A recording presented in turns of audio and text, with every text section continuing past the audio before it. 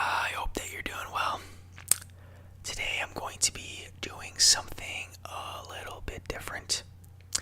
I'm going to be reading a motivational speech by the actor Jim Carrey.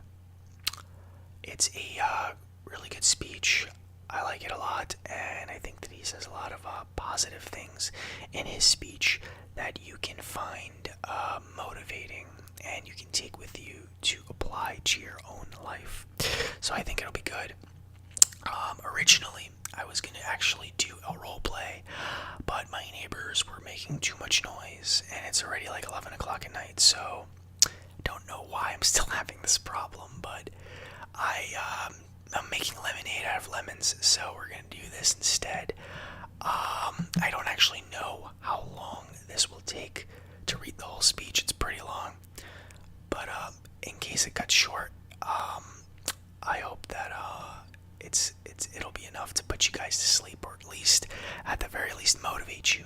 So let's get started, shall we? Also, I'm gonna cut around some of the jokes. I'm just gonna go straight to the meat of it. So if I pause for a little bit, it's just because I'm skimming through the jokes that he makes. Not that the jokes aren't good, it's just that I'm trying to stick to the theme. So let's just stick to motivation, and we'll save the jokes for another video.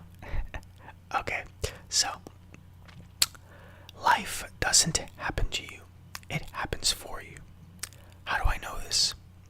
I don't, but I'm making sound, and that's the important thing. That's what I'm here to do. Sometimes I think that's one of the only things that are important. Just letting each other know we're here, reminding each other what we are part of a larger self. Reminding each other that we are part of a larger self. I used to think Jim Carrey is all that I was.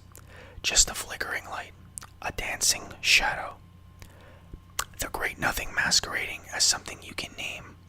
Dwelling in forts and castles made of wishes, a Freudian slip there. Seeking shelter in caves and foxholes. Dug out hastily. An archer searching for his target in the mirror, wounded only by my own arrows, begging to be enslaved, pleading for my chains, blinded by longing and tripping over paradise. Can I get an amen? I used to believe that who I was ended at the edge of my skin, that I had been given this little vehicle called a body from which to experience creation, and though I couldn't have asked for a sportier model, it was after all a loaner and would have to be returned. Then I learned that everything outside the vehicle was a part of me too. And now I drive a convertible, top down, wind in my hair. I am elated and truly excited to be present and fully connected to you at this important moment in their journey. I hope you're ready to open the roof and take it all in.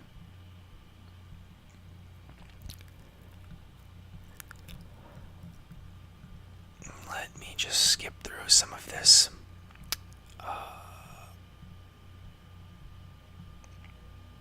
Fear is going to be a player in your life, but you get to decide how much. You can spend your whole life imagining ghosts, worrying about your pathway to the future, but all there will ever be is what's happening here, and the decisions we make in this moment, which are based in either love or fear. So many of us choose our path out of fear, disguised as practicality. What we really want seems impossibly out of reach and ridiculous to expect, so we never dare to ask the universe for it. I'm saying, I'm proof that you can ask the universe for it. Please. And if it doesn't happen for you right away, it's only because the universe is so busy fulfilling my order. It's party size. My father could have been a great comedian, but he didn't believe that was possible for him. And so he made a conservative choice. Instead, he got a safe job as an accountant And when I was 12 years old, he was let go from that job, and our family had to do whatever we could to survive. I learned many great lessons from my father, not the least of which was that you can fail at what you don't want, so you might as well take a chance on doing what you love. That's not the only thing he taught me, though. I watched the effect my father's love and humor had on the world around me, and I thought, that's something to do. That's something worth my time. It was long before I started acting up. People would come over to my house and they would be greeted by a 7-year-old throwing himself down a large flight of stairs. They would say, "What happened?" And I would say, "I don't know. Let's check the replay." And I would go back to the top of the stairs and come back down in slow motion. It was a very strange household. My father used to brag that I wasn't a ham, I was the whole pig, and he treated my talent as if it was his second chance. When I was about 28, after a decade as a professional comedian, I realized one night in LA that the purpose of my life had always been to free people from concern, like my dad. When I realized this, I dubbed my new devotion the Church of Freedom from Concern. What's yours? How will you serve the world? What do they need that your talent can provide? That's all you have to figure out. As someone who has done what you're about to go do, I can tell you from experience the effect you have on others is the most valuable currency there is. Everything you gain in life will rot and fall apart, and all that will be left of you is what was in your heart. My choosing to free people from concern got me to the top of the mountain. Look where I am. Look what I get to do. Everywhere I go, and I'm going to get emotional because when I tap into this, it really is extraordinary to me. I did something that makes people present their best selves to me wherever I go. I am at the top of the mountain, and the only one I hadn't freed was myself, and that's when my search for identity deepened. I wondered who I'd be without my fame, who I would be if I said things that people didn't want to hear, or if I defied their expectations of me. What if I showed up to the party without my Mardi Gras mask, and I refused to flash my breasts for a handful of beads? I'll give you a moment to wipe out that image out of your mind. I'm trying not to laugh. I said I was going to skip the jokes, but they're too funny to pass up. But you guys are way ahead of the game. You already know who you are and what peace that we're after lies somewhere beyond personality, beyond the perception of others, beyond invention and disguise, even beyond effort itself. You can join the game, fight the wars, play with form all you want, but to find ideal peace, you have to let the armor fall. Your need for acceptance can make you invisible in this world. Don't let anything stand in the way of the light that shines through this form. Risk being seen in all of your glory.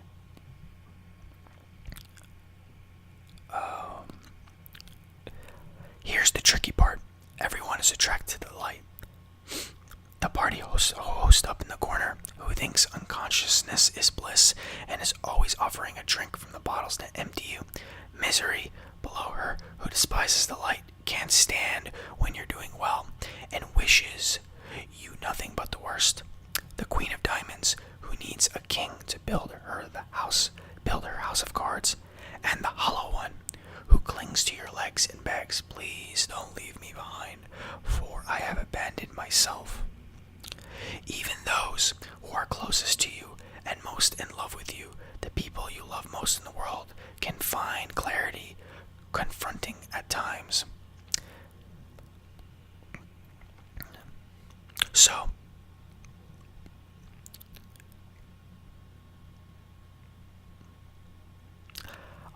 I've often said that I wished people would realize all their dreams of wealth and fame so that they could see that's not where you'll find your sense of completion. Like many of you, I was concerned concerned about going out into the world and doing something bigger than myself, until someone smarter than myself made me realize that there's nothing bigger than myself. My soul is not contained within the limits of my body. My body is not contained within the limits of my soul. One unified field of nothing, dancing for no particular reason, except maybe to comfort and entertain itself. As that shift happens in you, you won't be feeling the world. You'll be felt by it. You will be embraced by it. Now, I'm always at the beginning. I have a reset button called presence, and I ride that button consistently, constantly. Once that button is functional in your life, there's no story the mind could create that will be as compelling. This imagination is always manufacturing scenarios, both good and bad. And the ego tries to keep you trapped in the multiplex of the mind. Our eyes are not the only viewers, but also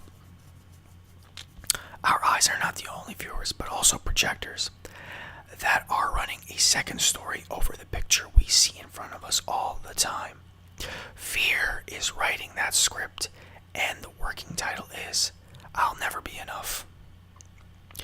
You look at a person like me and say, how could we ever hope to reach those kinds of heights, Jim? How can I make a painting that's too big for any reasonable home? How do you fly so high without a special breathing apparatus? This is the voice of your ego. If you listen to it, there will always be someone who seems to be doing better than you. No matter what you gain, ego will not let you rest. It will tell you that you cannot stop until you've left an indelible mark on the earth, until you've achieved immortality. How tricky is the ego that it would tempt us with the promise of something we already possess. So, I just want you to relax. That's my job. Relax and dream up a good life.